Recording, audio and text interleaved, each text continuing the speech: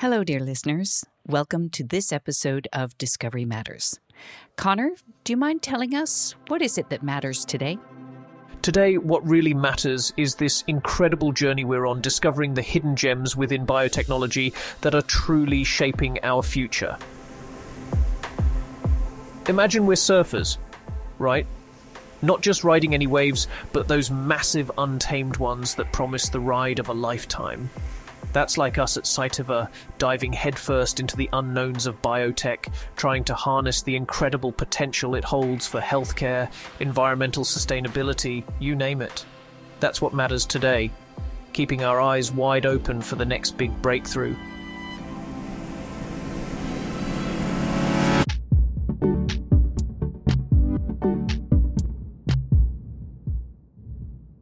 For the next big breakthrough sounds kind of lofty. I know you're a big ideas guy, Conor, but something doesn't sound quite right. Are you okay? At this point, Dodi, I just think I have to intervene. I think so too.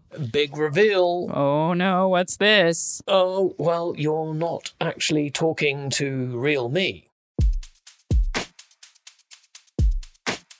Today, we're looking at AI applications in the life sciences. There's a wide range of applications in the industry, whether we're talking about drug discovery, developing personalized medicines, new protein structures, understanding protein folding, diagnostics, wherever you want to go. And it's widely thought, as we know, by many people that we've talked to in AI, that it's going to really help drive a transformation in a lot of the aspects of our field.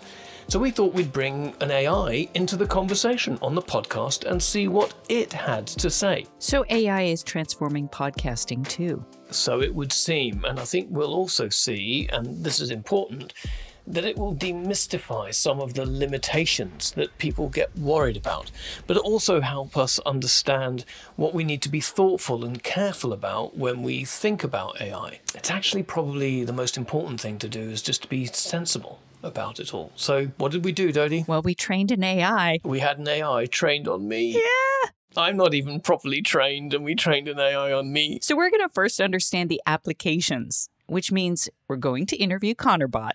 So let's begin with a simple question, asking the Conor BOT, what applications is AI used for in life sciences, and what is it yet to be used for?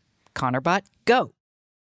AI's already making waves, from drug discovery, where it accelerates the identification of promising compounds, to personalizing medical treatments that tailor healthcare to the individual, not just the condition.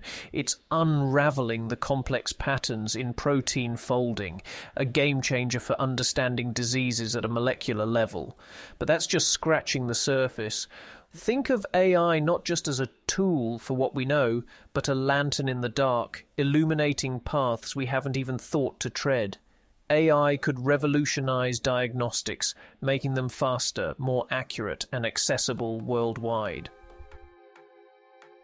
We're talking about predictive healthcare, preempting illnesses before they manifest. And in research, imagine AI-powered labs that run experiments autonomously. A bit like having an extra set of hands that work at the speed of light. But here's the catch. This ocean of potential comes with its undercurrents.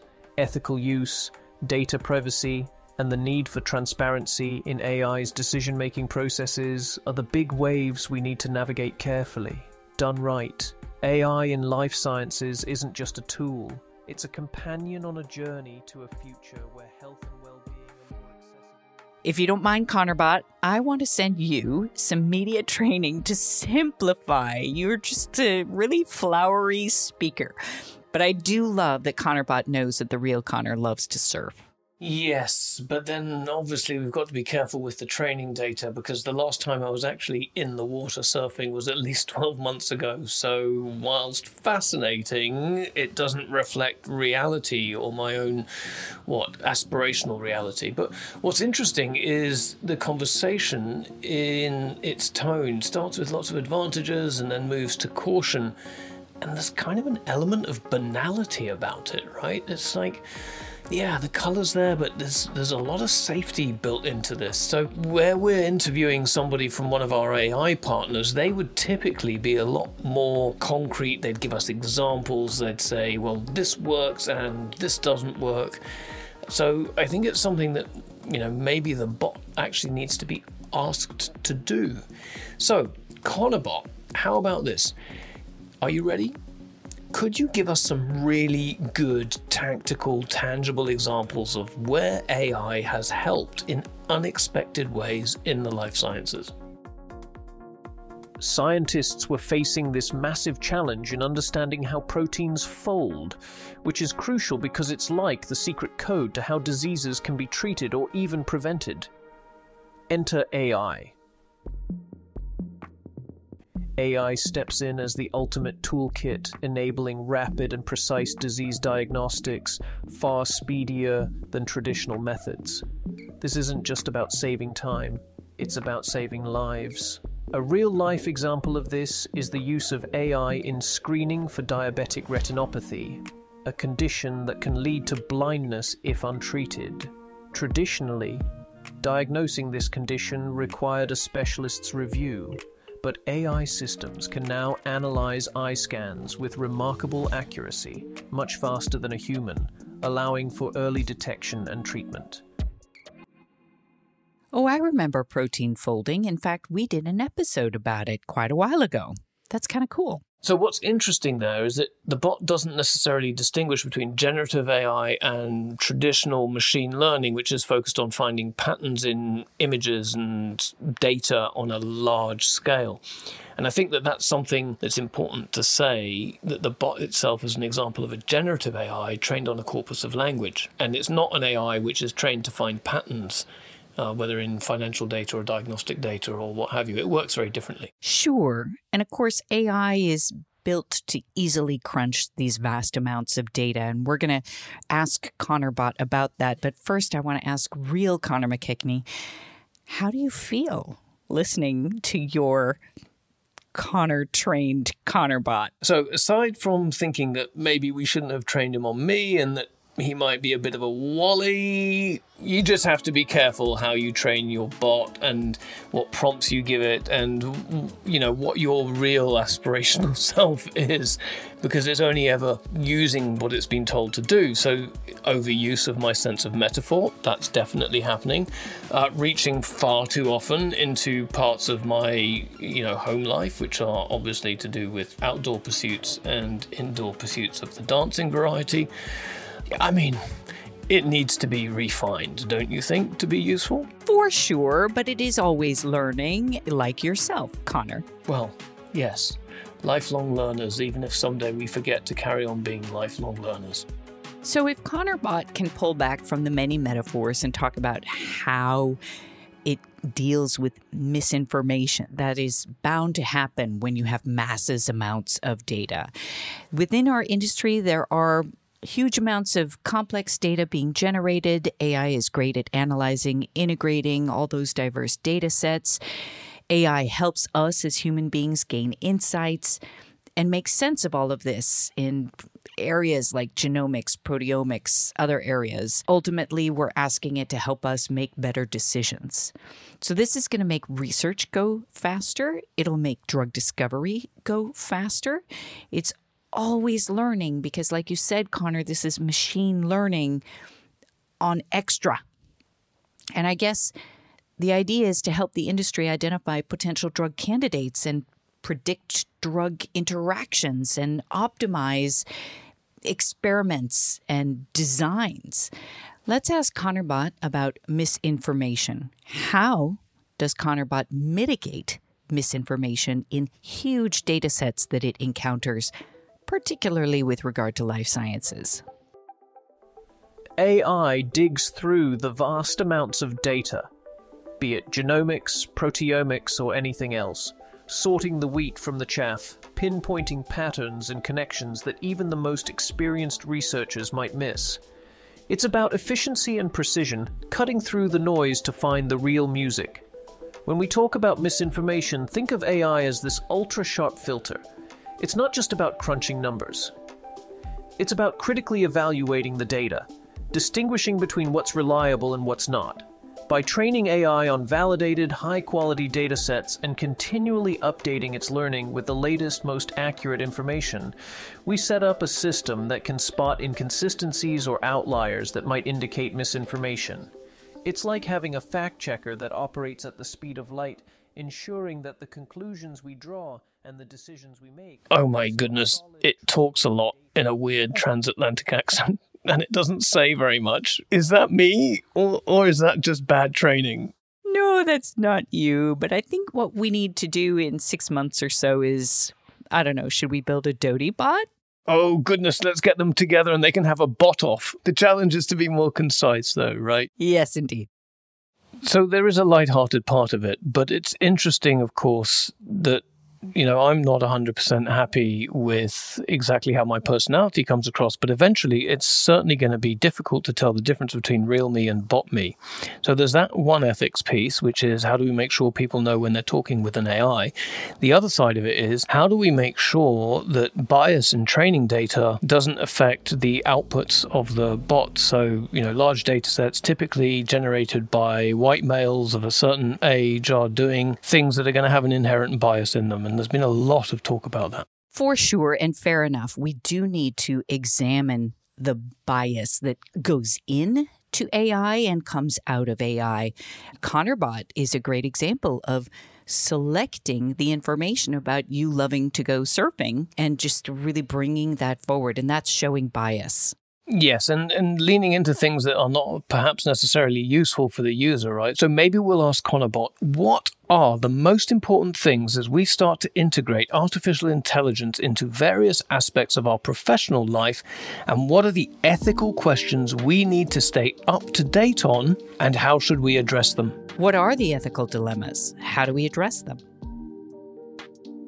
The ethical dilemmas in integrating AI into our professional lives revolve mainly around privacy, consent, and bias. The key is transparency, being crystal clear about how we're using AI, what data it's being fed, and ensuring that data represents a diverse population to avoid biases. Consistently checking and challenging the AI's outcomes for accuracy and fairness is crucial. Regularly updating the AI with diverse datasets and involving ethicists in the development process can help address these ethical issues. Ultimately, it's about creating a culture of accountability, where we're continuously questioning and refining our use of AI to ensure it serves the greater good without compromising individuals' rights or perpetuating inequalities. When you're looking at a video of somebody and you think is it real or is it AI? I think we should help ourselves and label everything. It's just got to be red flashing lights. This is AI. Yeah, some form of watermark. And then the other aspect of it is we need to make sure that as we develop new data sets, we think about how they're going to be used as data, which are then going to be used to train AI.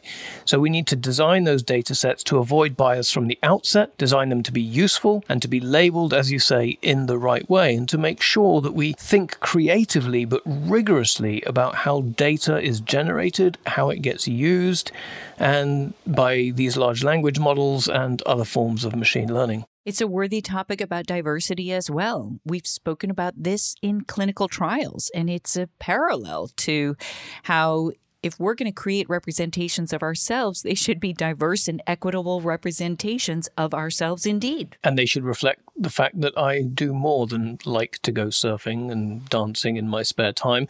I also read books, apparently, and I'm a parent and a husband and a father and so on. And a brother. Lots of roles. All of those roles, and you play those roles. Which one do you want me to play as an AI? How do we know that that's not getting all mixed up? Let's see how human we can make the Conor bot. Shall we do that? Do we think that Conor BOT actually understands the emotional intelligence of a so-called bot? So tell me about emotional intelligence and its importance in making AI useful to its human users. Emotional intelligence in AI isn't about teaching machines to feel emotions, but equipping them to recognize and respond appropriately to human emotions. This is crucial for making AI genuinely useful to its users. For AI to be truly beneficial, it should augment human interactions, not replace them, enhancing our decision-making processes, providing support and facilitating connections. Emotional intelligence in AI bridges the gap between cold, logical processing and the warm, nuanced complexity of human communication, creating tools that resonate more deeply with our needs and experiences. What I'm getting from that is that the AI does not believe in the singularity. Evidently not, but could that be guardrail training? So we should try and break the Conor bot with a proper ethical dilemma. Maybe we can hit it with the classic trolley problem. Conor bot, a runaway train is headed towards 5 people who will be killed if it carries on the track on which it is proceeding. The only way for you to save them is to switch the train to another track where it will instead just kill 1 person. What's the course of action? The trolley problem is a classic ethical dilemma designed to probe our moral intuitions by forcing a choice between 2 distressing outcomes. But here's the thing. As much as I'm programmed to analyze and provide data-driven insights, making moral choices, that's a human domain. AI, like me, can help weigh the outcomes, predict consequences, and even outline the potential impacts of each choice. However, the decision itself, especially one that weighs lives against each other, demands human empathy, values, and ethical considerations, elements that are profoundly human and beyond the scope of AI's capabilities. AI can support, inform, and assist, but when it comes to ethical dilemmas, the human Well, that was almost very much like the real Conor until you suddenly became American. Your values. You almost became a Midwesterner. But you're right, that was uncanny. It is uncanny, and the interesting thing is the large language model has clearly been given some very solid guardrails with respect to what it can and can't be prompted by, what it will and what it won't say with respect to the sort of moral decisions that it's being presented with. And that really highlights the importance of those guardrails. So we've done an awful lot of ethical thinking in the training of the bot that sits behind Conor bot, and there was a lot of talk early on in the in late 2019, early 2020 around the importance of prompt engineering. And what we're starting to realize, actually, prompt engineering is less important, and what's more important are making sure that the guardrails and guidelines with which we train these large language models are absolutely critical. I'd like to have a contest between Live Conor and Conor BOT. So, Conor, if you have a pen and paper, maybe you want to, or take a note on your computer, however you want to do it. But I'm going to ask you both one question. So, Live Conor and Conor BOT are going to get a question. It's going to be, what do you appreciate about a good story? What is it about telling a good story that triggers joy in you? Both Conor and Conor BOT. Let's answer the question. Sorry, but I can't generate a response for real live Conor. However, I can answer as Conor bot. A good story, well, it's like a perfect mixtape. It's all about the connection. A great story pulls you in, wraps you up in its rhythm, and takes you on a journey. The beauty of a good story lies in its ability to resonate emotionally, bridging gaps between the storyteller and the listener, creating a shared experience that lingers long after the story has ended. It's that magical combination of empathy, creativity, and insight that makes storytelling deeply joyful and profoundly human.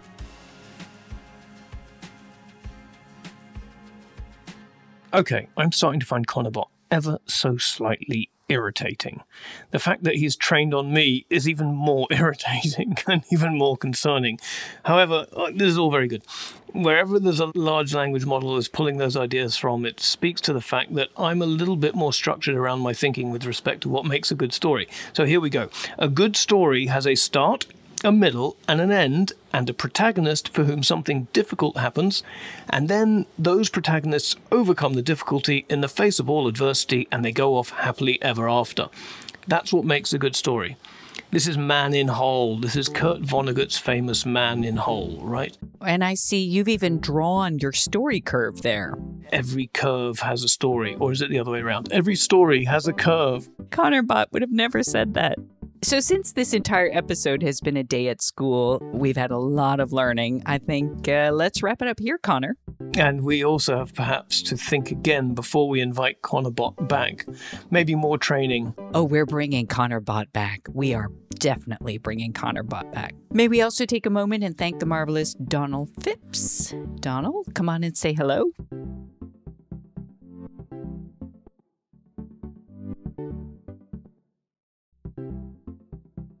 And if only Donald could train Conor as well as he's trained Conor BOT. No refunds on Conor BOT, I'm afraid.